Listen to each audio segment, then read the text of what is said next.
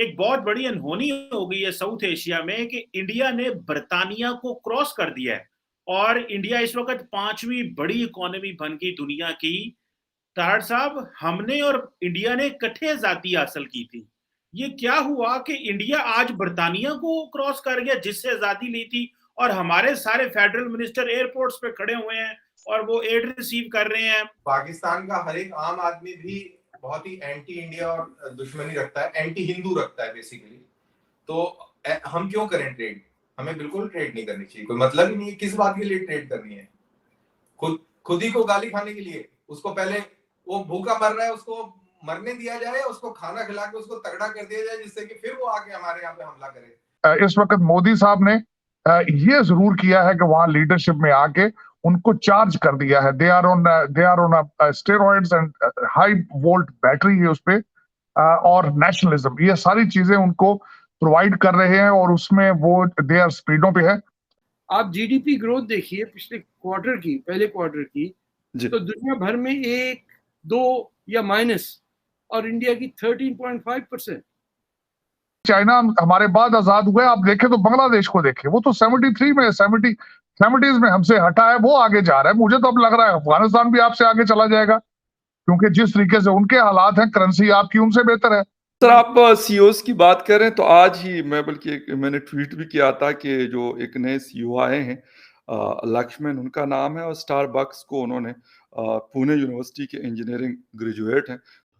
नमस्कार दोस्तों, आपका स्वागत है हमारा YouTube channel now India speaks में। दोस्तों, पिछले 75 सालों में पाकिस्तान ने सिर्फ 2 काम किया है। पहले कश्मीर का गुण गाया है और दूसरा है भारत में अशांति फैलाने की पूरी कोशिश की। लेकिन इस बीच भारत ने सिर्फ अपनी डेवलपमेंट में काम किया और अपने लोगों को एजुकेट करने में काम किया है, जिसके वजह से अब भारत वर्ल्ड की 5th लार्जेस्ट इकोनॉमी बन चुका है। वहीं दूसरी तरफ पाकिस्तान पहले जो था उससे और नीचा ही गया है, जिसके वजह से अब पाकिस्तान की इतनी बुरी हालत हो गई है कि वहाँ के लोग भूखे मर रहे हैं और फ्लड्स के दौरान कोई भी देश पाकिस्तान को हेल्प करने के लिए तैयार नहीं है, और पाकिस्तान जिससे भी कर्जा मांग ले, कोई भी देश कर्जा देने के लिए भी तैयार नहीं है। तो अब पाकिस्तान चाहता है कि भारत से कुछ मदद मांगे और भारत कुछ मदद कर दे, लेकिन अब भारत के लोग भी पाकिस्तान पे विश्वास करने के लिए तैयार नहीं है। तो चलिए दोस्तों, आगे इस वीडियो को देखते हैं। तारड़ साहब, आप तो अमेरिका में बैठे हुए हैं और वेस्टर्न इकोनॉमीज को बड़े अच्छे से समझते हैं, पूरा जो वेस्टर्न अपरेटस किस तरह ग्रो कर रहा है।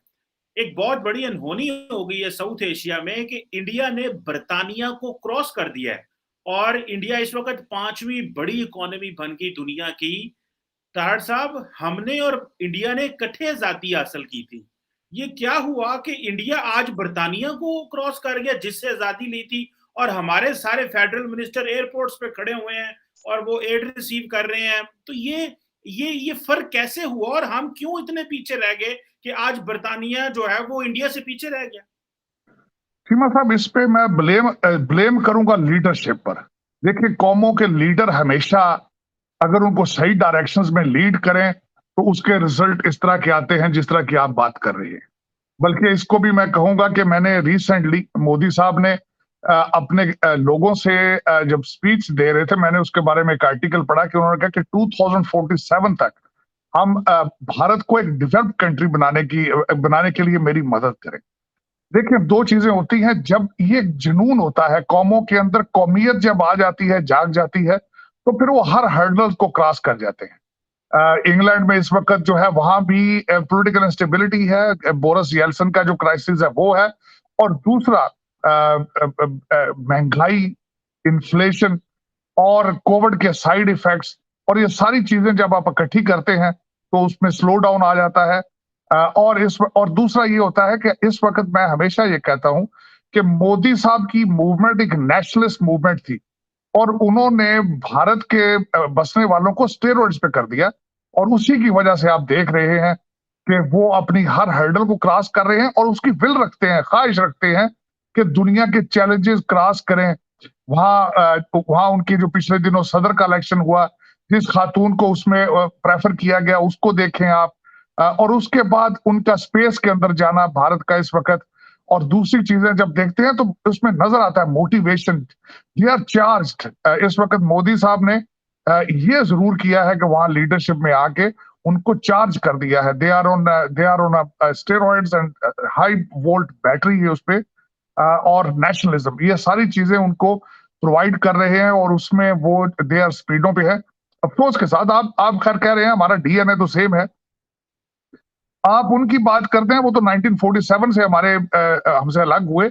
चाइना हमसे बाद आजाद हुआ है, और उसके बाद अगर देखना चाहते हैं चाइना हमारे बाद आजाद हुए, आप देखें तो बांग्लादेश को देखें, वो तो 73 में 70s में हमसे हटा है, वो आगे जा रहा है। मुझे तो अब लग रहा है अफगानिस्तान भी आपसे आगे चला जाएगा, क्योंकि जिस तरीके से उनके हालात हैं, करेंसी आपकी उनसे बेहतर है।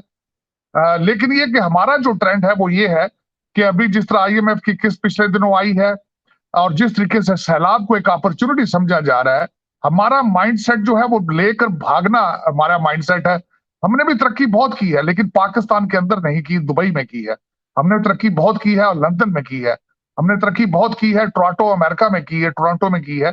आप आके इनके अपने सियासतदानों के, आपके रूलिंग एलीट के घर देखें, ब्यूरोक्रेट्स के घर देखें आके यहाँ पे, तो एकड़ों पर है उनके। और जिस तरह सारा पैसा, मैं कई दफा कह चुका हूं कि स्विस बैंकों में, भारत आपसे साइज में बहुत बड़ा है, लेकिन स्विस बैंकों में पाकिस्तानी, वहां आपने बहुत तरक्की की है। तो आप तरक्की में पीछे नहीं है, लेकिन पाकिस्तान के अंदर नहीं कर रहे, आप बाहर कर रहे हैं। कि आप लोगों को कश्मीर का इतना ज्यादा है कि पूरा जितना पैसा आपके पास आता है वो सारा का सारा उधर आपने कश्मीर में लगाया हुआ है।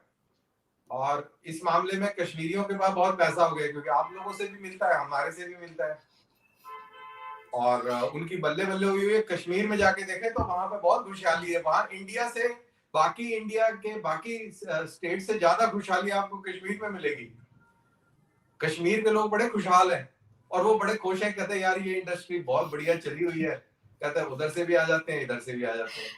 नहीं, ऐसा तो है बिल्कुल। पाकिस्तान में भी यही कहा जाता है कि कश्मीर के नाम पे जो है बहुत से लोगों की जो दुकानें हैं वो चल रही हैं, और अगर ये इशू जो है सॉल्व हो गया तो बहुत से लोग बेरोजगार हो जाएंगे। लेकिन साथ साथ अगर हम ये इशू अगर सॉल्व हो गया तो पाकिस्तान ही टूट जाएगा। पाकिस्तान को जोड़े रखने में ये एक बहुत अहम रोल अदा करता है, क्योंकि फिर फौज की क्या, फौज किस काम, कश्मीर सॉल्व हो गया। कश्मीर सॉल्व का मतलब है कि आपके हिसाब से कि कश्मीर हमने आपको दे दिया कि ये ले आप रख लें, तो वो होता है आपका पाकिस्तानी सोल्यूशन। तो अगर ऐसा हो गया तो पाकिस्तान खत्म हो जाएगा। फिर फौज को बोलेंगे यार आप फिर किस काम के लिए, आप छोड़ें, फिर आप तिजारत नहीं, करें। हम कोई और इशू निकाल लेंगे इंडिया के साथ। ऐसा नहीं है कि कश्मीर इशू खत्म हुआ। ट्रेड तो मेरे ख्याल है ओपन होनी चाहिए, और यहाँ पे ये गवर्नमेंट या एस्टेब्लिशमेंट की बात नहीं हो रही, आम आदमी की बात हो रही है, जिसके पास खाने को नहीं है, जो परेशान है, उसके लिए ट्रेड खोलने की बात हो रही है। पाकिस्तान का हर एक आम आदमी भी बहुत ही एंटी इंडिया और दुश्मनी रखता है, एंटी हिंदू रखता है बेसिकली।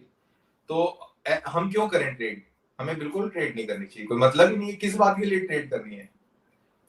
खुद ही को गाली खाने के लिए? उसको पहले, वो भूखा मर रहा है, उसको मरने दिया जाए, उसको खाना खिला के उसको तगड़ा कर दिया जाए, जिससे कि फिर वो आके हमारे यहाँ पे हमला करे। उसको बोले यार जैसे है तू अल्लाह से मांग। अल्लाह खुद तो नहीं आता ना, किसी और को भेजता है। तो आप अभी तक यही समझते हैं कि ट्रेड, जैसे आप कह रहे हैं, अरे आरज़ू काफिर थोड़ी आएगा अल्लाह के कहने पर।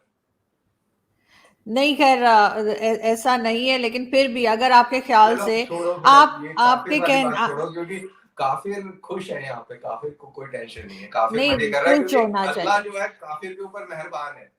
इनफैक्ट मजेदार बात है कि पूरी दुनिया में जहां जहां काफिर है उसके ऊपर अल्लाह मेहरबान है।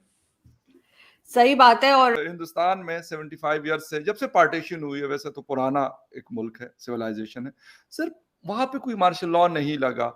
हमारे कंट्री में 4 या 5 मार्शल लॉ तो खैर ओपनली लगे, और बाकी ऐसे कि मतलब कंट्रोल होता है जो आप बता रहे हैं। तो सर बेसिक मतलब क्या डिफरेंस है? आज वो 13.5 या 13 के हिसाब से ग्रोथ रेट उनका चल रहा है, और पूरी दुनिया मतलब स्लो है, और वो हाई से हाई पे जा रहा है। सर क्या ये वजूहात है या कुछ और वजह है? एक चीज तो सिंपल है कि उनपे जो 1000 साल की उन्होंने मुसलमानों की ये गुलामी, या अंग्रेज की, या पोर्चुगीज की, या फ्रेंच की, देखिए दुनिया भर का लुटेरा यहीं आया। उसमें लोग आर्यन थ्योरी डाल ले, तो वो आर्यन भी तो बाहर से इसलिए आए ना कि यहाँ कुछ था। ये बड़ी पुरानी सिविलाइजेशन है। किसी मराठे ने नहीं कहा कि मैं महाराष्ट्र का नहीं हूँ, किसी बंगाली ने नहीं कहा कि मैं बंगाल का नहीं हूँ। आपका तो पूरा पाकिस्तान कहता है हम यहाँ के नहीं हैं, हम तुर्क हैं, अरब हैं, पता नहीं कहाँ कहाँ से आए हुए। आप रावी पे रहने वाला और सिंध दरिया पे रहने वाला कहता है कि मेरा यहाँ से कोई ताल्लुक ही नहीं, मैं तो अरब हूँ, मैं कुरैशी हूँ और सैयद हूँ और फलाना हूँ।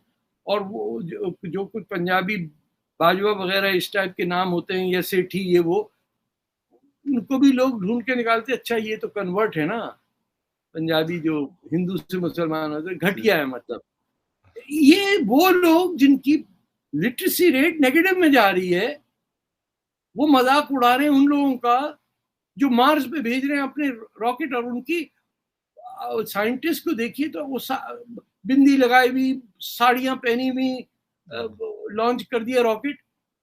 हमारे यहाँ वही अगर होती उस मुकाबले में तो किटी पार्टी कर रही होती घर पे।